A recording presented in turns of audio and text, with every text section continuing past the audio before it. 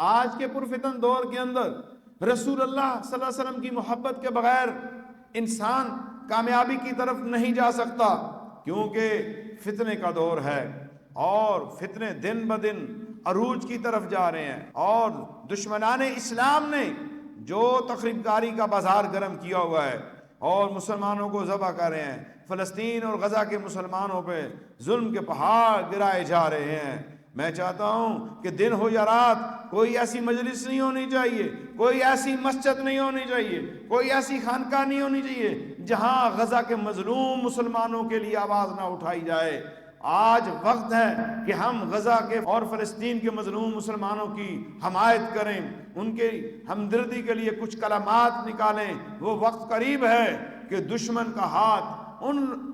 دروں تک اور ان گھروں تک بھی پہنچے گا جو اس وقت خاموش ہیں۔ اللہ تعالیٰ پوری ملت اسلامیہ کی عزتوں کی جان مال کی حفاظت فرمائے۔